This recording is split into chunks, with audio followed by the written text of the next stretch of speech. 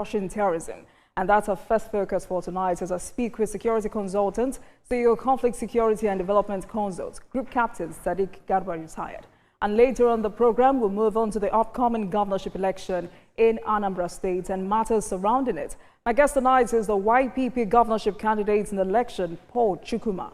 Welcome to the program. But first, let's bring you some political developments. The Senate has confirmed the appointment of the Chief of Defense Staff and other service chiefs after they were screened earlier today. The proceedings commenced after lawmakers suspended the Senate rules to admit the nominees and their guests into the chamber, led in by the Sergeant-at-Arms and accompanied by the Special Advisor to the President on National Assembly matters. The Senate chiefs took turns introducing themselves and outlining their credentials.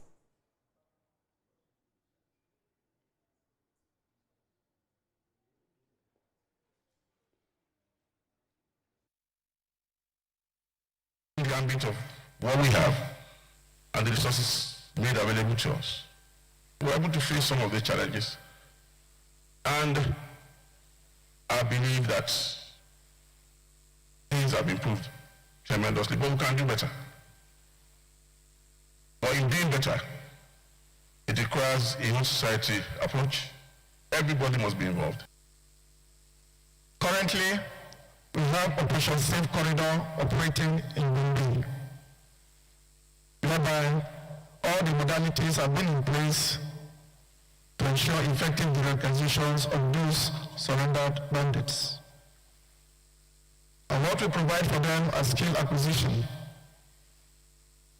to make them viable as skilled members of the society. They are to secure the lives of Nigerians, their liberties and aspirations through the instrument of air power in conjunction and synergy with both my colleagues in the military and the other security organizations. This is not merely a professional mandate, but a sacred trust between the Nigerian Air Force and the people we serve.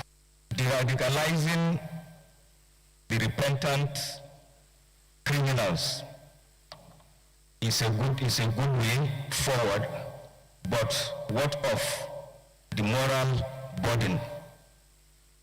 These are people that have killed, have maimed, and been integrated back into the society, to my mind, may remind relatives and family members of those that they have maimed to think in another direction. To move, Mr. President. A governor of Cross River State, Senator Basi Otu, has presented a 780.59 billion naira budget for the 2026 fiscal year, tagged the budget of inclusive growth, to the State House of Assembly. The governor, who presented the appropriation bill before lawmakers, said the budget reflects wide consultations with stakeholders across the state, which focuses on expanding access to education, healthcare, and infrastructure while deepening the people-first philosophy. He said the 2026 budget marks a 17% increase over 2025, with 519.6 billion naira. That's about 67% for capital expenditure and 260.96 billion naira for recurrent spending. Let's take a short break now and return for our first conversation for tonight. Please stay with us, everyone.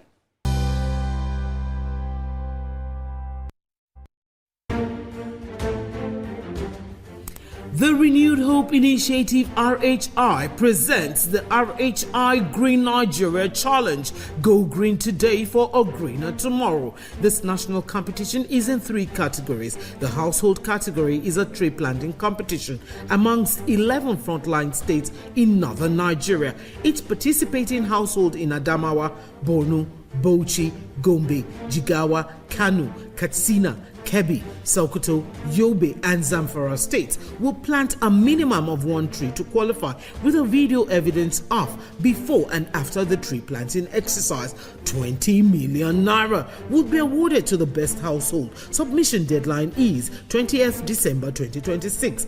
Community category will see local governments, local communities, schools, and NGOs reclaim and transform degraded or abandoned areas such as dump sites, landfills, parks and their likes into green, vibrant gardens, parks and eco-friendly spaces. 50 million naira would be awarded to the overall best community group. Deadline for submission is 15th July 2026. State category will have all states of the Federation and the Federal Capital Territory, excluding Enugu State, have a chance to address the growing threats to environmental sustainability and cleanliness. States will be judged based on the number of trees planted on major roads and inner streets and how clean they are. 100 million naira will be awarded to the best performing state. Already, Enugu State has 100 million naira for being RHI's model green state due to its greenery and cleanliness. Video evidence must be submitted by participating states on or before 20th December 2026. All entries must be directed to RHI Office, State House, Abuja, or email rhi.greenchallenge@statehouse.gov.ng. RHI Green Nigeria Challenge. Go green today for a greener tomorrow.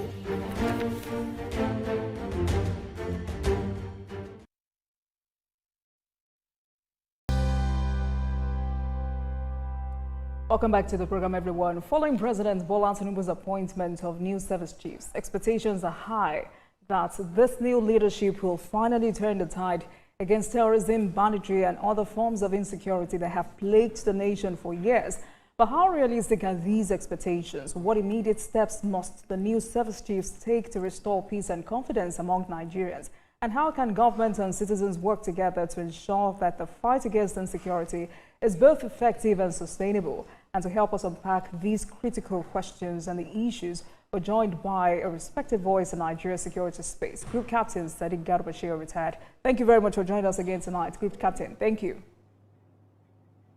Thank you very much for inviting me. Good evening, viewers. Good evening to you, sir. So Nigerians have, once again renewed their call, because this is not the first time, this is not the second time. This call for a decisive end to terrorism. You're a former military officer and defense analyst, and would like to begin by getting your general thoughts on this growing demand and what it means for the new service chiefs. Thank you very much. First, I start by appreciating the service of the past CDS and the service chiefs that left office. And I congratulate this new set of service chiefs that have been confirmed by the Senate today and appointed by the President and Commander-in-Chief. Yes, you started by saying this is not the first time. Certainly, this is not the first time. Since 2009 or 2010, this is the sixth set of service chiefs. This current government is about the third, or if you like, fourth government, but the issue of insecurity is still on. Each set of service chiefs, each government comes and in its own way, it has moved the needle, in a way on its own. But the truth is that security still remains our most pressing national challenge. So this is the background that these new services are coming. It is looking like a relay, but it is taking us a very long relay. Each service chief, each government comes and adds its own, and then it passes the baton. So if we look at that, I can understand why Nigerians would say this is not the first time. What are they going to bring? Well, we can only be optimistic and wish them the best. But while wishing them the best, again, we must be honest to ourselves as retired officers of the Nigerian military. We must also try to give them advice. We must also try to encourage them where they are. Again, we must blame them or try to bring them right to follow the right path. So this new team, again, to me, it's very important because when you look at Nigerian military history, this set, if I recall very well, they are likely the last set of service chiefs that we can say they are the veterans of ECOMOG operations in Liberia and Sierra Leone, even the Bakassi conflict we had with Cameroon. So what does it say? We are coming to the last end of service chiefs that actually saw battle.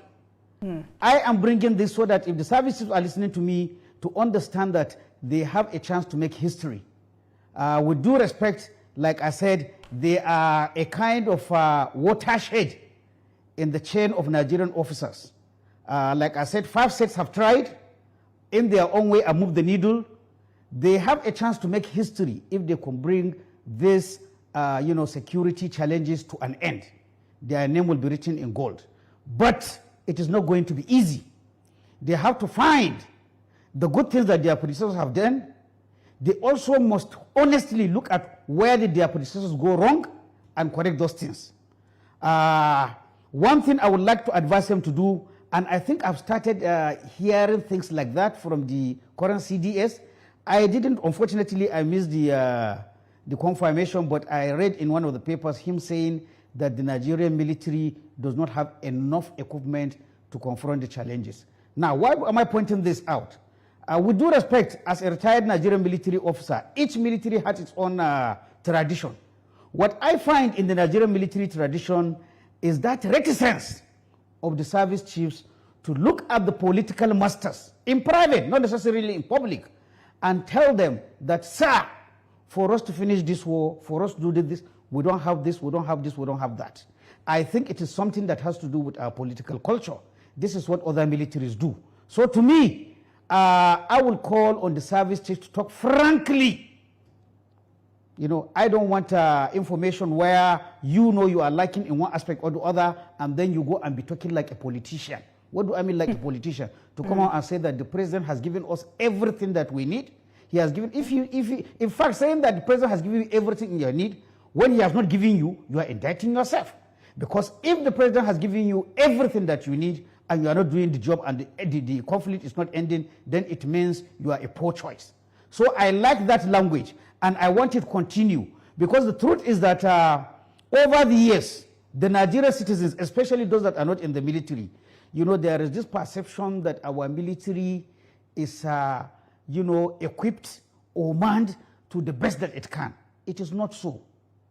And these are the kind of frank talk that will make the political master. As a military leader, you are not the one to go and buy equipment.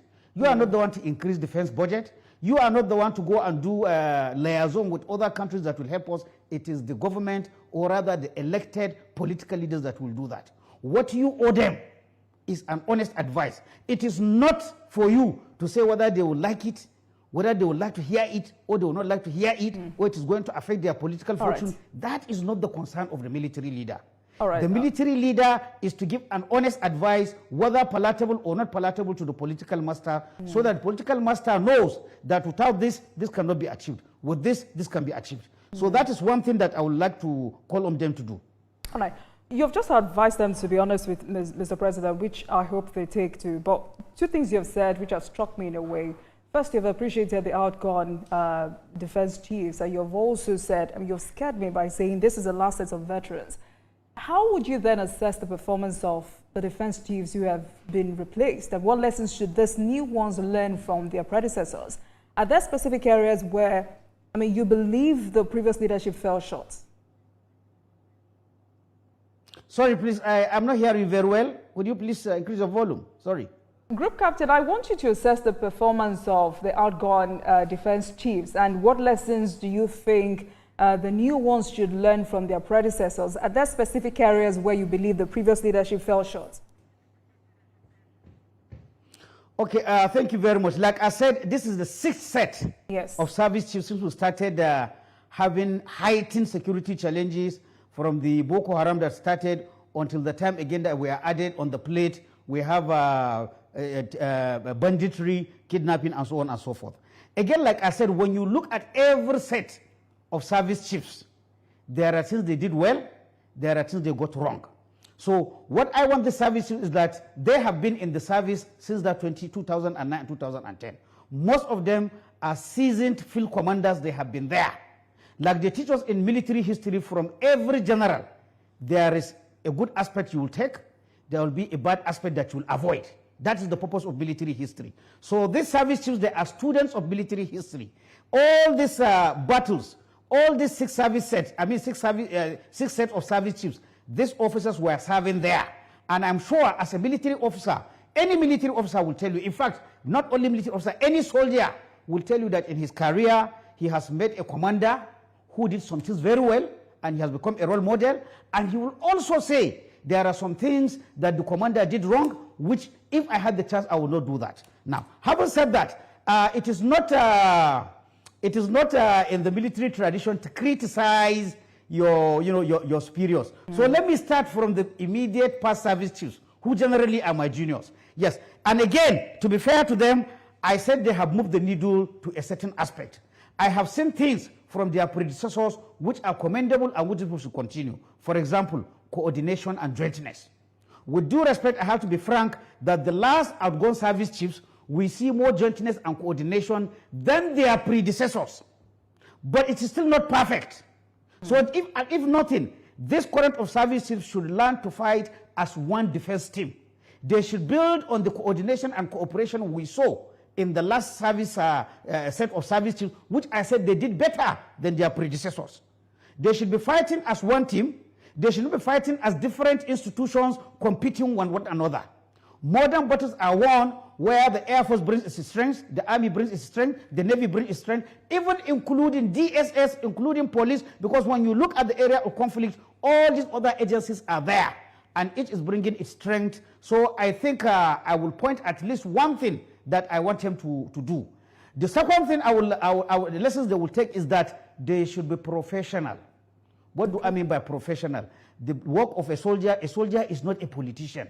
The issue of APC, PDP, political fortune or political misfortune, honest, that should not affect the advice that you give the commander-in-chief. What is your own interest is how do we end this conflict? You are not a press singer. Leave the press singers, there are enough politicians to do that. Be very professional. Protect the interests of your subordinates, the interests of your soldiers. Tell the political masters what is missing so that they can make recommendations.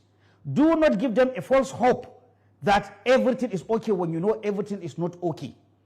Allow your field commanders to also tell you frankly the things that they are missing. The commander in the field, sometimes he knows more than the service chief that is in Abuja. Please don't gag your commanders when they say they have some lacuna in their operational needs. Please make sure you look into those and you pass them to the political masters. Like I said, for you, it is not that the president would like to hear this or he would not like to hear that. For you is to place the table in hard facts before the president and let him take his decision. Remember, you are not the elected person. It is Mr. President, it is your legislators. These are the people who have been elected by the Nigerian population. You are just a professional that has been hired to do his job. So make sure you do it, with all honesty, with all professionalism. All right, Group Captain. Another issue some public affairs analysts have raised since Mr. President took that decision is that they say frequent changes in service leadership are often seen as a double-edged sword. 2 nights ago, I was having a conversation with a public affairs analyst who is also former secretary of NBA in Benin Kebbi branch, and he was talking to me about the implications of appointing new defense chiefs and forcing new officers or senior officers into early retirement. And according to him, he says the appointment of new defense chiefs and the compulsory retirement of all senior officers above them carry significant institutional and some operational implications. On one hand, the decision can, rejuvenate the military by bringing in fresh leadership. He talked about new ideas and renewed energy to address some of the security challenges. However, he says such a move could lead to the loss of, valuable experience. It looked at institutional knowledge and continuity in ongoing operations. It says it could also lower morale among officers who feel their careers may be cut short. So what's your perspective on that? And how do we address this? Is that a challenge? Thank you very much. Thank you very much. It is a very big challenge, but I like your last part, how do we address it? It is not something that cannot be addressed. It can be addressed with planning. Now, one thing I am happy about, this time around, because of the looming retirement of about, by my count, maybe 48, maybe 50 officers in the Army, I don't know the numbers in the Air Force, when they do it across, the number is likely to rise. I am happy with the awareness I'm seeing among Nigerian citizens. People are aware that should we continue doing this? Should we continue throwing 50, 100 officers? I am happy that this awareness among Nigerians, because in the long run, if there is any losses, it is the Nigerian population that loses, because it's the Nigerian taxpayers that gets washed away if you train many generals and then you are not going to use them. As to when we look at the back again, I want us to know again, this is not the first time. To my own, this is about the third or fourth mass retirement of generals as a result of the appointment of their junior. Now, should we continue looking at this and think it is something that cannot be solved? It is very easy to solve this problem. When we look at what is happening, the fact is that constitutionally, the president has the right to appoint. In fact, if you look at the section 217 of the Constitution, what it didn't tie the Mr. President's hand in any way. He said he has the powers to appoint service chiefs and name them CDS, Chief of Army Staff, Chief of Naval Staff, and Chief of Air Staff. It didn't tie the president's hand by way of what rank or seniority. I am being dramatic when I tell people with the practical interpretation of 217 is that Mr. President can decide to appoint a major as his service chief. He has not broken any law because it's not there. But then having said that, the profession, military profession is an international profession. There is hardly nothing that the Nigerian military does that was not taken either from Britain, which is our colonial masters, or from India, or from Canada, or from US even to a large extent. These three are the ones that shaped our military right before independence and through independence years. Now, having said that, since the military is a professional, it's an international profession, how do these countries do this?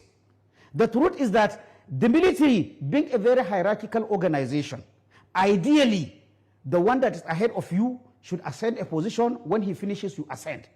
But by what I call military snake and ladders, it is not always. For example, I'm a member of 35 regular course. That means I joined after 34th regular course. By succession, any member of 34th regular course should hold any appointment, higher appointment, before I come behind. But unfortunately, military career is not a straight line like that. It happens sometimes that the person that is behind, through some bad luck of the person in front, he might overtake him. It may happen also as it happens now because of the loose way we termed our, we worded our constitution. The president, using his powers like he did now, can decide he is not obliged to take from the most senior course. Okay. He can go down. In that case, we can, what is supposed to be done and what happens in other countries is that the legislature comes in and do some subsidiary legislation that will somehow, they cannot take the power of the president to appoint, but they can modify how he exercises that power by bringing some certain criteria of how a service chief is selected. Our legislature have not done that. They have not done that. It's a free hand. All the countries I measure, if you check, they have this check and balances. So if they tie it, the president now will be, will be constrained to look at these issues. If I go down, how many people will go on retirement? I cannot do it because I've been tied by a legislation that the National Assembly has done. We do not have that. But having said that again, when we look at this current case, the last set that left, they are 39 regular course, all of them.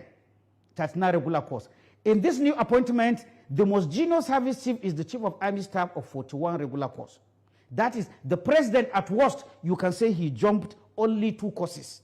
Okay. With due respect, and being responsible to the president, we cannot say in this particular case that Mr. President has gone too low down. So how is it? By just going 2 steps down, we are talking about 50, some say 100 senior officers that are going. That is where the root of the problem is. The root of the problem, which I have said before, and it didn't make me very popular, is that we are producing too many generals. If you are producing too many generals, it means even if Mr. President jumps 1 course, which is his right to do, he will still be left with so many generals who have to go. So what is the implication of that, Group Captain, as we continue to fight against banditry and terrorism? Well, the truth is that if you plan your military, soldier come, soldier go. Okay. With due respect, we have very fine officers. But there is no military where you can say, and Nigerian military is not that kind of military that you will say if one particular officer leaves, the military will collapse. Or without one particular officer, the military cannot win battle. It is not like that. Almost all the officers receive the same kind of training. They receive the same kind of mentorship. So honest, it's an issue of planning. Okay. It's planning our armed forces so that we will not have this wastage of telling 50, 40 people to go home at once, which is not even fair to them, those people that are going. It's not fair to the military itself. It's not fair to the time of money that is lost by wasting these people away. It's planning. I am bringing this again. I might go back again to say there is poor planning. There is also lack of diligence from the legislative arm to put subsidiary legislations that can stop this happening. Now, I want to tell you something. All this issue of currently, all this issue that if they appoint your senior, if they appoint your junior, you have to go. Do you know it is not written in any law in Nigeria? Okay. It is not written anywhere. However, the military have their own tradition. That's tradition shocking and there because is law. we didn't know that. So, it is not written anywhere. I'm telling you, it's not written anywhere. But like I said, before you stopped me, there is tradition, there is law. Tradition, in the military, we used to say, my junior is my junior for life. My senior is my senior for life. My mate is my mate for life. What that really translates is that an average Nigerian officer, he wouldn't like to serve under somebody who has been his junior before. All right. There used to be a time that as soon as this kind of appointment is done, to be honest with you, the officers, without being pushed voluntarily, they will put their paper. All right, but what I am saying, if an officer says, yes. I'll allow you land your thoughts ahead. when we come back from this break. We need to go on a break, and when we come back, we'll continue this conversation. Please stay with us, everyone.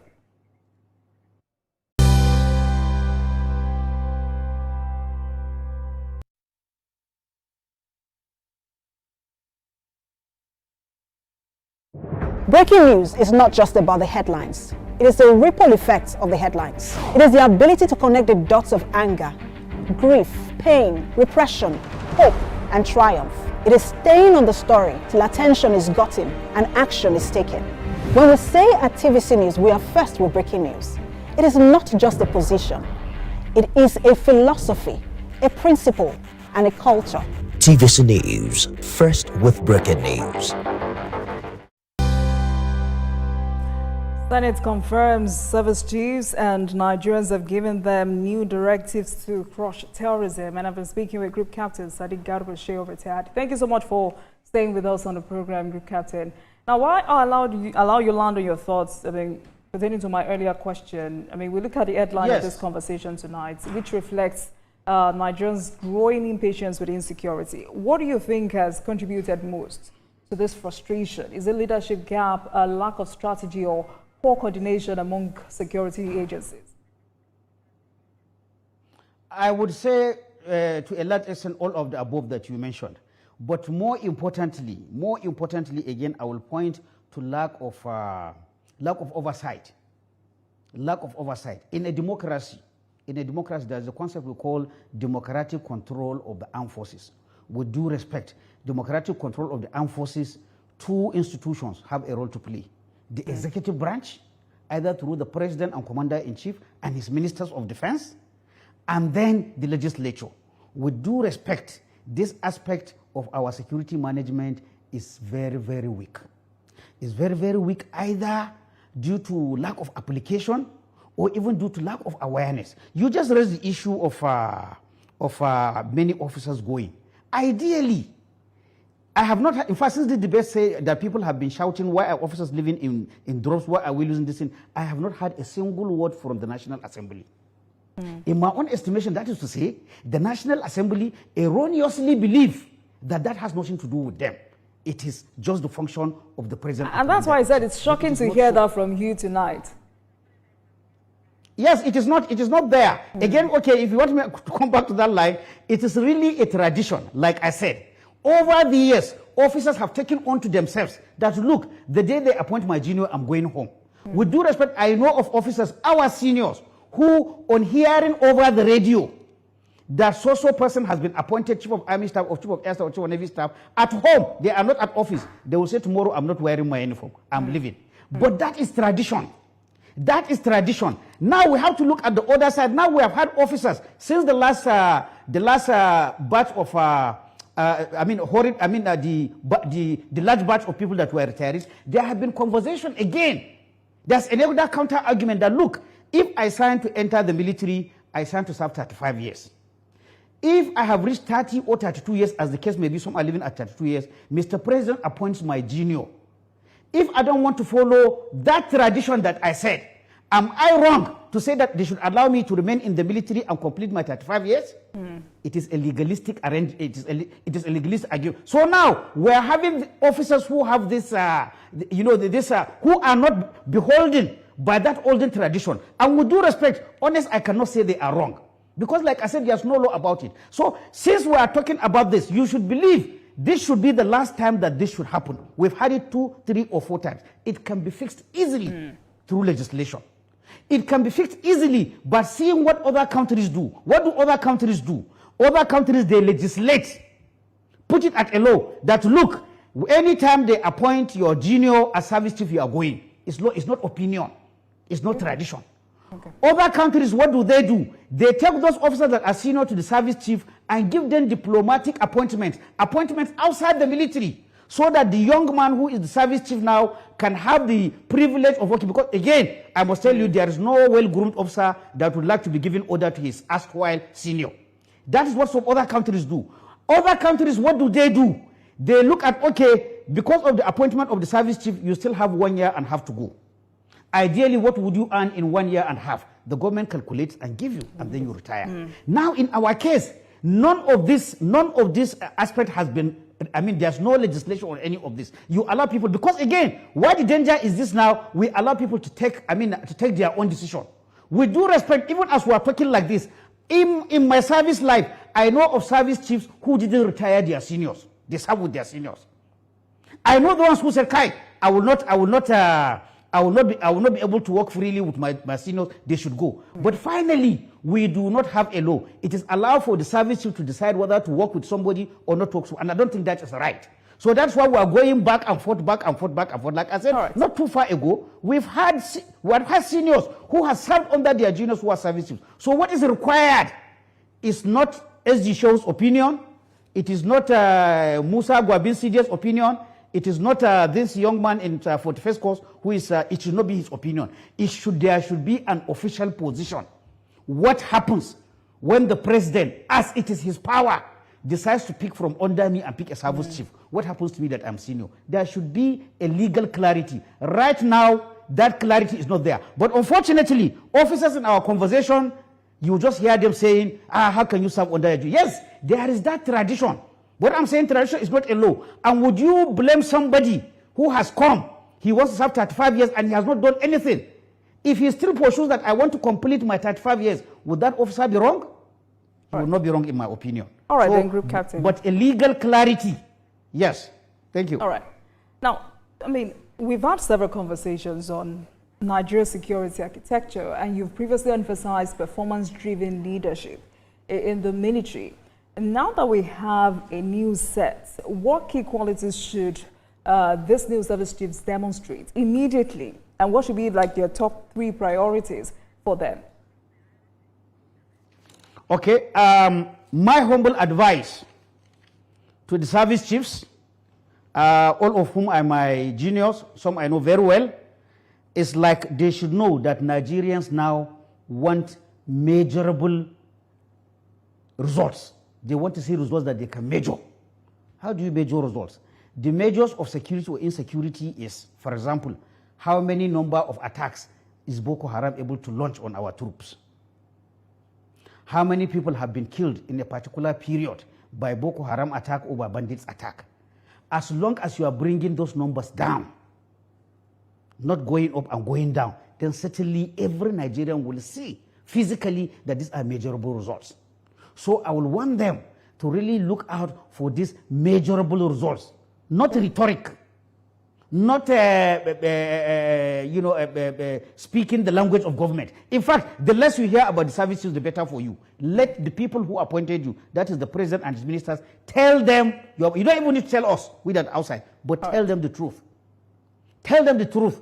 It's up to them to go and coin it in political language or in what will make the regime look good. But that is not your work as a military officer. All right, and when you do that and talk about welfare for your personnel, salaries and allowances paid on time, good living conditions, support for families of soldiers that have fallen or officers that have fallen. All this will contribute to, getting more successes in the field.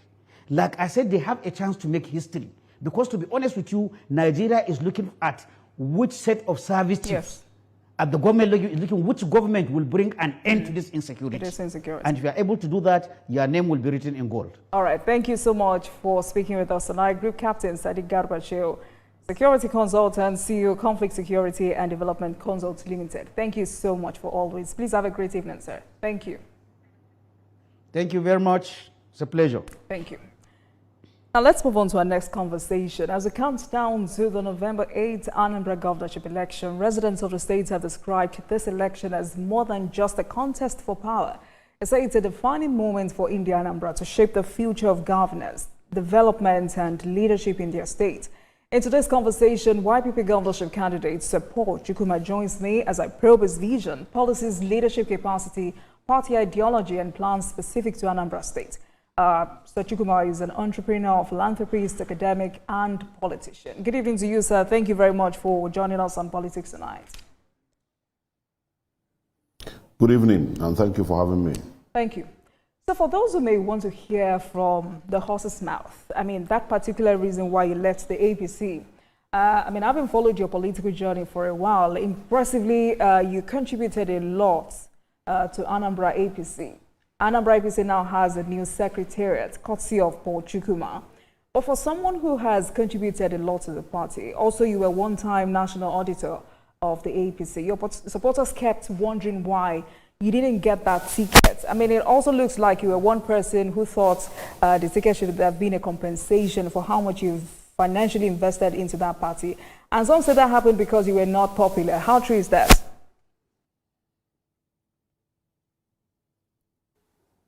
Yes, I think we're done with the primaries,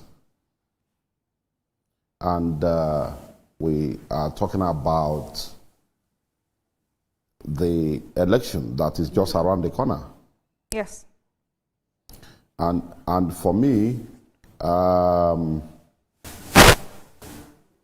the issues at stake in this election should be more or less the priority, because we are done with primaries and we are even getting to the end of our campaigns. So I have devoted myself, my time, in engaging the Anambra at the grassroots level to discuss the issues at stake in this election. And the issues at stake in this election, is enormous. There are litany of issues, and you talk about insecurity, which up until today, the current incumbent government has failed, and like I said, remains clueless in solving. We talk about the problem of infrastructure, where we don't have infrastructure at all, and where the government pretends to be doing something, then we are presented with a textbook case of what an inferior project, could turn a state into. Are we talking about the fact that Anambra has been number one in education, and today we are basically on the bottom of the ladder, 33 position?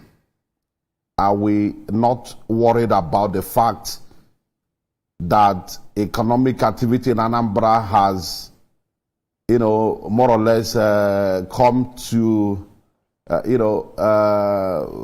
is in coma? No activity going on as far as, business activity, economic activity. We're not talking about local investors. We're not talking about foreign. This government has not boasted of one single foreign direct investor not one single portfolio direct investor. So it's a big joke. And we are dealing with a government and a governor who surprisingly, has ended up in lying, recently the governor went to a neighboring local government and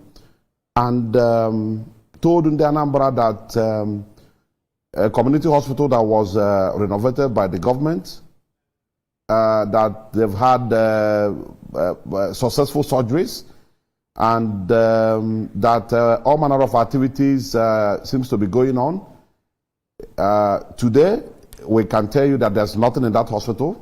You don't even have equipment, to do anything. Recently, we had a problem where the agents of the state government, because they are funding state militia, and they are, shooting at people discriminately, even in the market. One incident happened recently at on the Chairman Market. I was physically present, and we had to ensure that the victims of this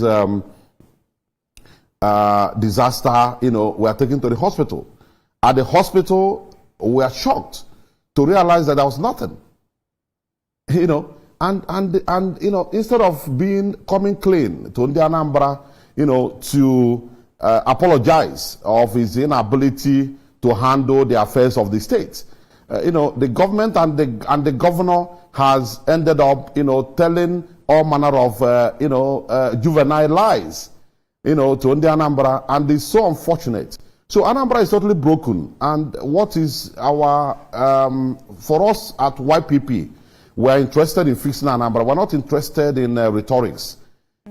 This act of governance is a practical science. It's a case of Gosimu Kamfunanya. It's not a case of stories. We've been told all manner of rhetorics, in Anambra State, and there's nothing to show for it. And the government seems to be completely out of tune. So Anambra, nothing is working. But we are confident that there is hope. And the aspiration of this whole quagmire, is around the corner. Election is on the 8th. I'm pretty much sure between the 9th and the 10th, results will be out, and I'll be declared the governor of Anambra State. And we'll begin to wind back, the losses, because we've really been taken back about 15 years, by this administration, and shamelessly and shamefully so. Right. So I asked you a question which you didn't answer, but you deviated by, hastily talking to me about how bad this current administration is. But I asked you that question because your opponents were here, and when I tried to ask them if they could match your vigor and readiness for this election, they said, well, you're successful in business and strategy. They say you lack direct public service experience. So it was a question for you to answer how prepared you are to govern a complex state like Anambra State. What qualifies you beyond ambition to take over the leadership of a state facing some critical challenges? Yeah, talking about qualification, again, I don't want to join issues. The first thing is, I've clearly stated that Anambra is broken. I've managed my businesses. I'm a founder and owner of a private university that is, doing quite well. I've so many businesses. None of the businesses I started from the scratch. All of them are doing quite well. But the point is, I have a very clear agenda for the Anambra. If we talk about the problem, we are being faced in Anambra State, what I have offered is the solution. What am I going to do? We talk about the problem of insecurity. I've offered in the Anambra clearly what I'm going to do differently. The government of Anambra State receives huge amount of money from Abuja, and they are not applying this money. Security vote, they get 4 billion, and they don't apply a dime to solving security. And the fact that you have been in one government office or the other does not make you qualified, to be a good, manager of people and affairs of men. The governor has clearly demonstrated that, yes, I give it to him, he's a professor, but he lacks what it takes to be a governor of a state. not Anambra at least. The issue of education, you talk about a professor in a state like Anambra State, and we have many communities where you don't even have public, private, or secondary school. I am going to provide these facilities for the Anambra. You talk about the teachers in Anambra State under a professor in charge of Anambra State, and they don't have teachers' quarters. I am going to fix it. I'm going to build teachers' quarters in every community. You talk about a professor of economics who does not understand what it means to talk about microeconomics. You don't take money out of people's pockets. You demolish people's property in the name of building inferior, substandard roads. You neither build the roads, people don't have money in their pockets, you have demolished their shops. We are talking about developmental economics. We're not talking about, academic economics. You should be practical. Government must be, something that the Anambra must relate to. We're talking about a professor of economics who does not understand how to generate IGR. Akodo is everywhere on the street of Anambra because they use it to intimidate people in the name of collecting taxes. And at the end of the day, they end up not collecting anything. Anambra State is collecting about 42 billion every year. And the neighboring states that is not as endowed as Anambra State are doing about 200 billion, like Enugu State. You are talking about a state where erosion is, ravaging the entire Anambra from his own. The headquarters of ecological problem in Anambra State is in Anambra South. And the governor is from Anambra South. And he has not done anything. What a shame. And then we are talking about, rhetorics. We are not here to do script making. We are here to talk about serious issue of presiding over the affairs of the state. You are talking about a state where you have a governor who parades himself as a scholar and no research is going on. Our university is as dead as anything you can think of. All right, Mr. Chukuma, the let me welfare come of in the here teachers, because is nothing to take them apart. You are talking about kindly hold on, sir. Where Please the hold civil on. servants are Please hold not on, being Mr. Chukuma. I need to paid, come in minimum here. wage. It's just a huge shame, and people are going about, dealing with rhetorics. I am a lawyer. I can't deal with rhetorics. I will deal with facts, and I will deal with solutions to problems. We have huge problem in Anambra State. Litany of the problems. The governor is incompetent. The governor is not prepared. Mr. Chukuma, can you hear me? Clueless. And even if you give him additional 10 years, the governor has lost it. He can't deliver on anything. Mr. Chukuma, can you hear me? Can you hold on, sir? In the background of IFI. We're not talking about IMF. We're not talking about those jargons. It is SAP, Structural Adjustment Program, that is part of our problem in this country. They bring programs that are not in tune with the concrete reality of the people they are governing. That's the problem, my sister. Can you hear me, Mr. Chukuma? Yes, please. Okay, because it looks like you didn't hear me when I was trying to interject. Now, I've spoken with about 8 governorship. Sorry about that. Sorry. Right, that's okay. Right, that's okay. So I've spoken with about 8 governorship candidates, and one thing most of you have complained about is the need to review the tax system in the state. What exactly is wrong with it, and how do you intend to generate revenue for Anambra State? No, when you talk about IGR, you need to understand the system of collecting these taxes. This is 2025.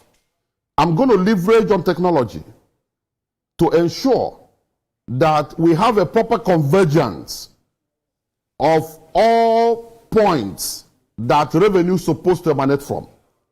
So on a touch of a button, Anambra indigenes, citizens, residents, we know how much we are collecting in taxes. And then you cannot just, deploy touts and thugs, with Akosisi and Akodo on the streets of Anambra. We are not a banana republic, and this is coming from a professor. And every day people are being killed in the name of tax collection. It's not about the tax itself, but the mode of collecting these taxes. And at the end of the day, we don't get to see the money that is being generated. It's a huge scam. And, so for me, what I will do differently, first of all, I need to explain to Anambra the need why people should pay taxes. Because, of course, government needs taxes to work. And then Anambra need to see where the taxes are going, are being channeled. And then the mode of collecting these taxes has to be in sync, with modern reality. We can't be harassing people on the street with Akodo. And, a lot of people have lost their lives as they are trying to evade some of these criminals that are, engaged as tax collectors. So that's what I'm going to do differently. But beyond that, the truth of the matter is that the leakages in the system needs to be, dealt with by leveraging on technology. I'm going to leverage on technology to ensure that we have the proper convergence. And then we run a proper single treasury system where all MDAs, all service points, will aggregate in one single treasury point so that government will know exactly how much we are being collected and what we are doing with those funds. Go back to a challenge you raised earlier, the issue of erosion. Just like you said, Anambra State is described as the erosion capital of Nigeria. What is your long-term environmental vision?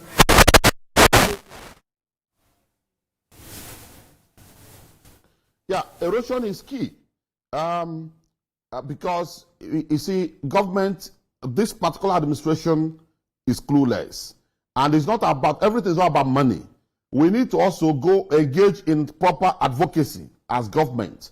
We need to begin to, plant more trees. We need to begin to ensure that we deal with this. Because I give you an example. Some of the roads, the governor, as we speak, the governor of Anambra State, as we speak, is guaranteeing more erosion sites for us by the quality of the roads they are constructing. He has opened up a number of places in the pretense that he's doing some of these roads just because the election is around the corner. He had 3 years to do these things. He didn't do them. Most of those sites are turning into erosion sites because there is no drainage. There's nothing. I've never seen a thing like this in my entire life. That a scholar of such standing, would, be engaging in issues of governance the way we have seen in Anambra State. So I'm going to do that. And beyond that, I will also leverage with federal government. I'm going to collaborate with federal government. Right. We are running a federation. All right, Anambra is part of the federation. Anambra is a federating unit under the federation. All right, and there is an ecology fund, that we also need to assess to ensure, make our case, and have access to this fund so that we can deal with this, so that our homeland will remain safe. Right. Sadly, we're out of time, but thank you very much for joining us on the program tonight. Paul Chukwuma is YPP governorship candidate. Thank you so much for your time. Thank you. Thank you. Thank you for having me. And thank you very much for watching, everyone. That marks the end of today's episode of Politics Tonight. But before we go, let's tell you that views and reactions of our resource persons are theirs and have no connection with TVC News. Meanwhile, you can watch the repeat broadcast of this episode at 12:30 a.m. Get in touch with us on our social media handles, Facebook, Instagram, and X at TVC News NG and at Olajumoke. We're using the hashtag Politics Tonight. We're also on YouTube at youtube.com/TVC News NG. I'm Olajumoke Olatunji. Good night, everyone. I'll see you again tomorrow.